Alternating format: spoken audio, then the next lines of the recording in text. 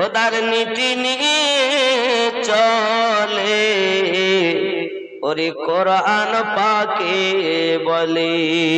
জোরে কোন সুবহানাল্লাহ। অনেকে বলে বান্দা আবার আল্লাহর মতো হয় কি? শিরিক শিরিক শিরিক।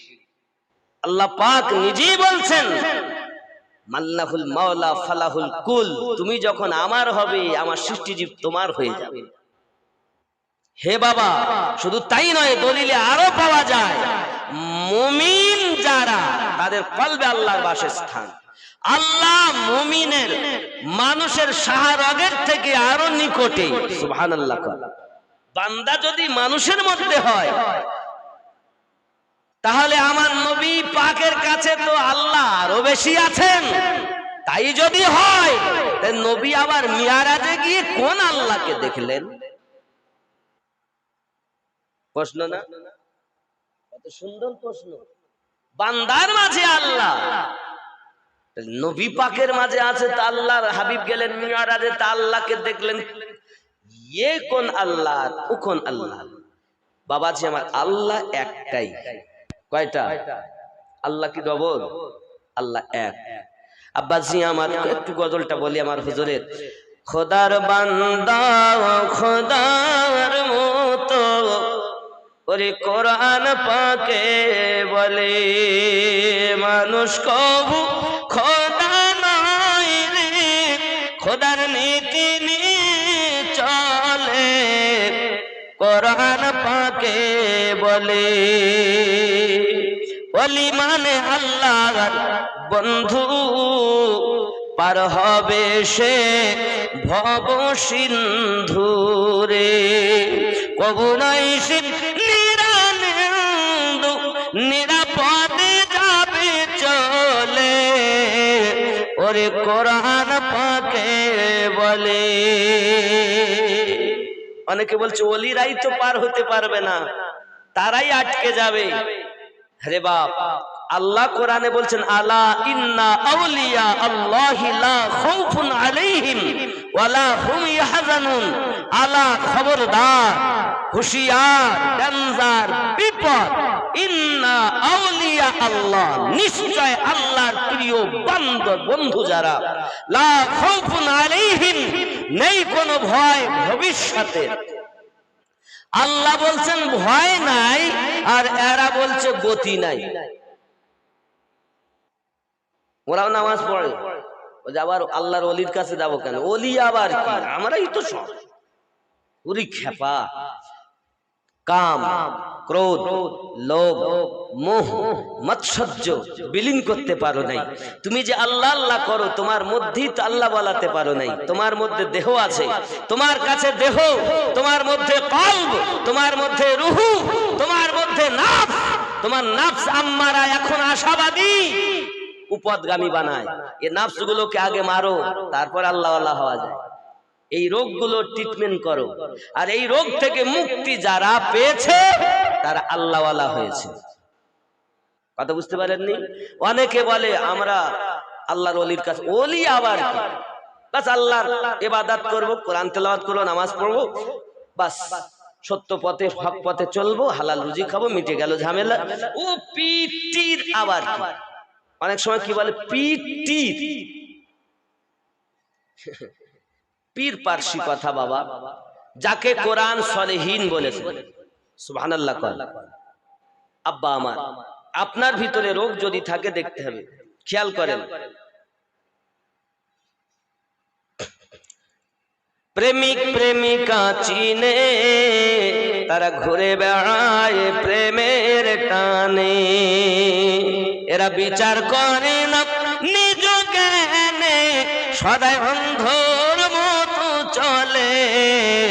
ওগো কোরআন পাকে বলে, খোদার বান্দা খোদারি মতো, ওগো কোরআন পাকে বলে।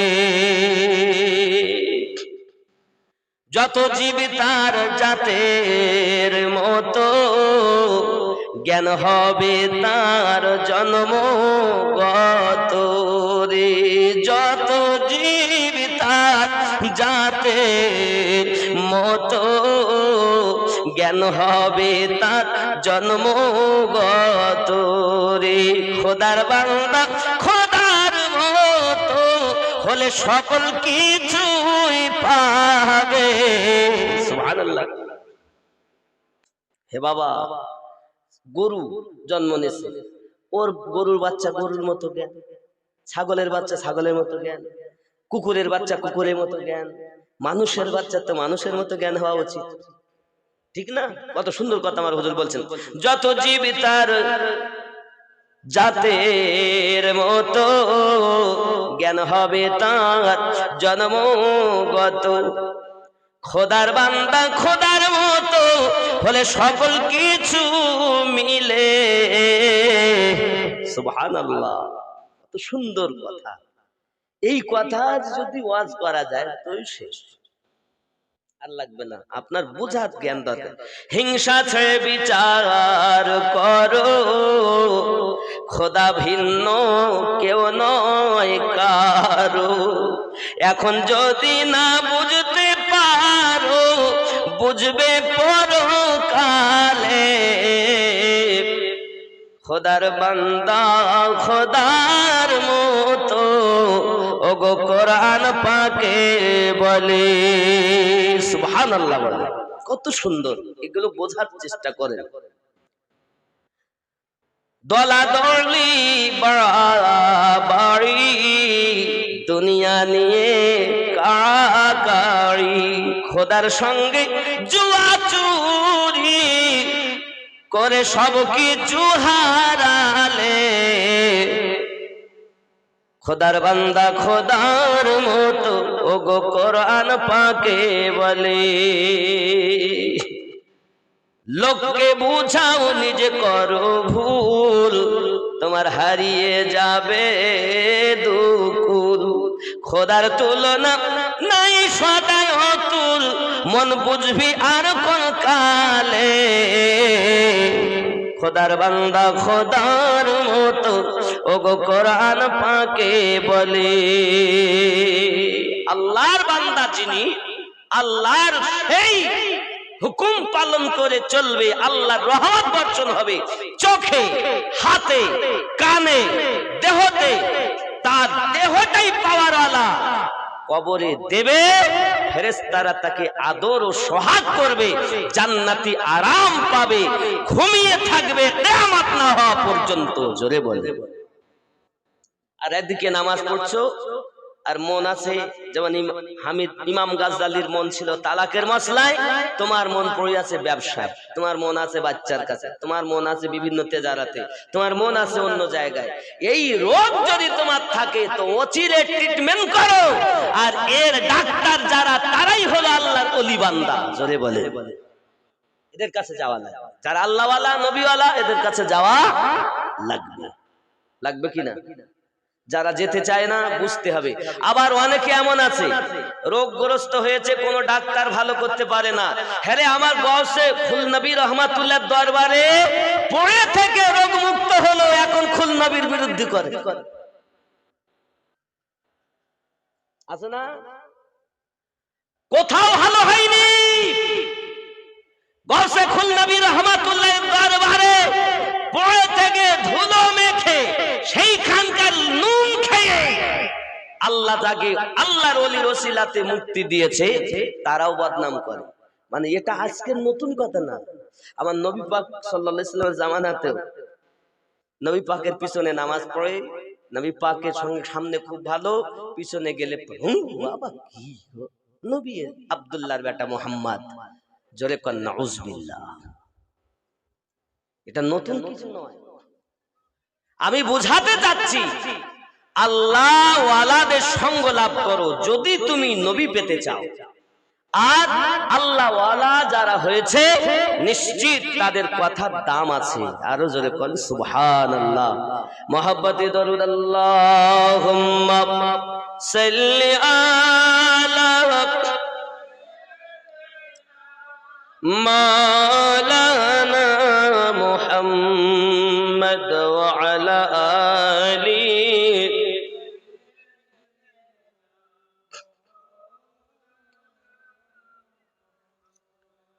বন্ধুরে আলাইহি ওয়াসাল্লাম এমন একজন পয়গম্বর বাবা, যার তুলনা করা যায় না। বন্ধু আমার, একজন ব্যক্তি আমার নবী পাক সাল্লাল্লাহু আলাইহি সাল্লামের কাছে এসেছেন। ये रवायत मशहूर है, सूरज गुरु होता जा रहा था। बाबाजी আমার অনেক ঘটনা আছে বাবা, আমার কিতাবের ভিতরে আসতেছে। আবু জাহেল ঘটনা শুনে আমার নবী পাকের পরিস্থিতি দেখে ঘোষণা দিল, এই ইয়ামিন দেশে খবর পাঠিয়েছি, হাবিবে ইয়ামনি চলে এসো, আর তুমি পৃথিবীর জমিনে মুহাম্মদ সাল্লাল্লাহু আলাইহি সাল্লামের যারা দলে যুক্ত হয় তাদেরকে পথভ্রষ্ট বানিয়ে দাও। হাবিবে ইয়ামনি এসে আমার নবী পাকের কাছে উপস্থিত হয়েছে। আমার নবী পাক সাল্লাল্লাহু আলাইহি সাল্লামকে বলেন, আপনি যদি নবী হন তাহলে আপনি আকাশের চন্দ্র দ্বিখণ্ডিত করে দেখিয়ে দেন। আমার নবী আকাশের দিকে আঙ্গুলের ইশারা করলেন, রাতের বেলাতে চাঁদ দ্বিখণ্ডিত হয়ে গেল। আমার নবী বললেন, হাবিবে ইয়ামনি, তোর মেয়ে জন্ম থেকে কথা বলতে পারে না, হাত চালাতে পারে না, পায়ে হাঁটতে পারে না, যা বাড়ি যা, তোর মেয়েও সুস্থ হয়ে গেছে। জোরে বলো। হে বাবা, কোন আশা নেই তুমি নবী পাকের কাছে যাও, এই জ্ঞানটা আমার আল্লাহ নবীকে প্রদান করেছেন। ঠিক তদ্রূপ আমার হুজুর ওয়াহারি রাহমাতুল্লাহ এর কাছে যদি কেউ আসতেন, সঙ্গে সঙ্গে তার মনের বাসনা পূর্ণ হয়ে যেত। যে আশা নিয়ে আসতেন ওই বিষয়ে বক্তব্য রাখতেন। কত মেহফিল এমন হয়েছে যে আল্লাহর ওলি হযরত ওয়াহারি রাহমাতুল্লাহ আলাইহি তার উত্তর দিয়ে দিয়েছেন। আরো জোরে কোন সুবহানাল্লাহ। বাবাজি আমার, আমাদের মুযহাবের ইমাম হযরত ইমামে আযম আবু হানিফা রাদিয়াল্লাহু তাআলা আনহু পৃথিবীর জমিনে উনি যখন বেসাল করলেন বাবা, বেসাল করার পরে ওনার দরবারে আপনার আল্লাহ পাকের দরবারে ফরিয়াদ করা হলো, আল্লাহ আমি এখনো লেখাপড়া শেষ করতে পারিনি, ইলমে ফিকহ ওনার কাছে শিক্ষা করি। আব্বাজি পৃথিবীর জমিনে আমার আল্লাহ পাক আল্লাহ তাআলা ওনার রূহকে আবার ফিরিয়ে দিলেন। উনি মাজারের কাছে যান আর উপর থেকে আপনার প্রশ্ন করেন। ইমামে আজম ইন্তেকালের পর মাজারের ভিতর থেকে তার উত্তর দিয়ে থাকেন। আরো জোরে কোন সুবহানাল্লাহ। বাবাজি, বোঝা গেল আল্লাহর রাসূল যেমন মরেন নাই, হায়াতুন নবী, নবীকে যারা ভালোবেসেন তারাও আল্লাহ পাক আল্লাহ তাআলা জিন্দা করে মাজারে রেখে দিয়েছেন। ওলি আল্লাহর দরবারে গেলে আল্লাহর রহমত বর্ষণ হয়। আল্লাহ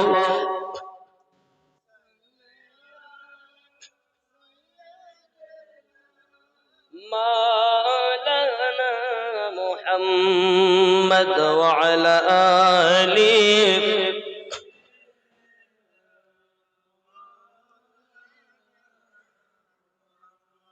জন্ম আমার নবীর যুগে হলে কেমন হতো,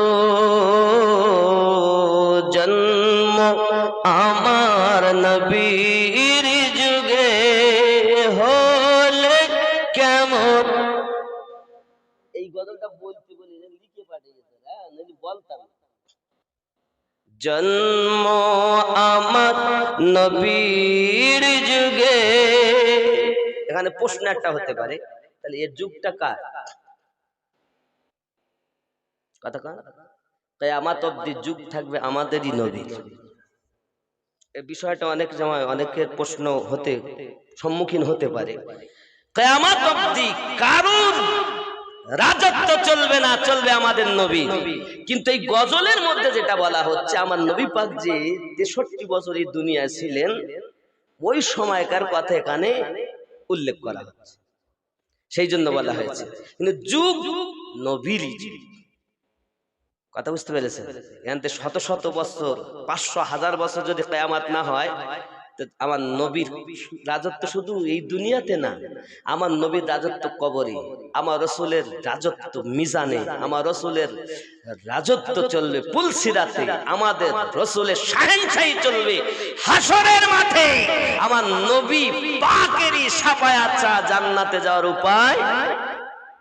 এজন্য এটাও ক্লিয়ার করে দিলাম। তাহলে এই জন্ম মানে ওই জিন্দেগির কথা এখানে উল্লেখ করা হচ্ছে।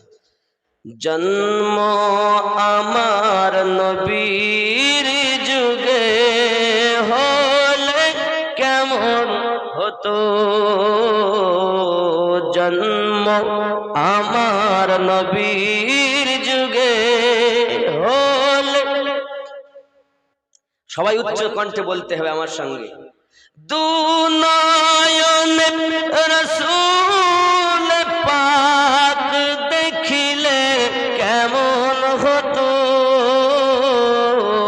জন্ম আমার নবীর যুগে হলে হতো জন্ম আমার নবীর যুগে হলে দু নয়নে রাসূল পাক দেখিলে কেমন হতো জন্ম আমার নবীর যুগে হলে আসতো ভেসে হযরতে বেলালে মধুর আযান। সুবহানাল্লাহ। কার আযান? কাফের পর্যন্ত কাঁদতো যার আযান শুনে। তিনি মুয়াজ্জিনে আযম।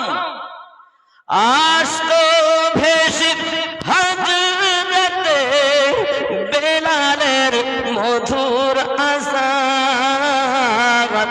যে আযানে ছিল এমন প্রেম মুগ্ধ রহমান, দয়ার নবীর পিছে নামাজ পড়িলে কেমন হতো জন্ম আমার নবীর যুগে হতো দু নয়নে রাসূল পাক দেখিলে কেমন হতো জন্ম নবীর যুগে হলে দিনে কত আলোচনায় থাকতাম আমরা অধম।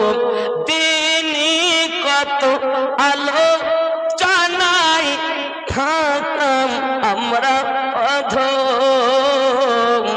সামনে রাসূল পাক হতো, পাশে সাহাবাগণ আবু বকর ওমর উসমান আলীর সঙ্গী কেমন হতো জন্ম আমার নবীর যুগে দু নয়নে রাসূল পাক দেখিলে কেমন হতো জন্ম হলে কেমন ছিল দৃশ্য মদিনার দেখছেন সাহাবী, ডাকছেন দয়াল নবী, খেলছেন হযরত হাসান হুসাইন। কেমন ছিল দৃশ্য মদিনার দেখছেন সকল সাহাবী, খেলছেন নাতি হাসান হুসাইন, ডাকছেন দয়াল নবী। সুবহানাল্লাহ। এটা নতুন কলি। কেমন ছিল দৃশ্য মদিনার দেখছেন সব সাহাবী, খেলছে নাতি হাসান হুসাইন, ডাকছেন দয়াল নবী। নবী কি বললেন?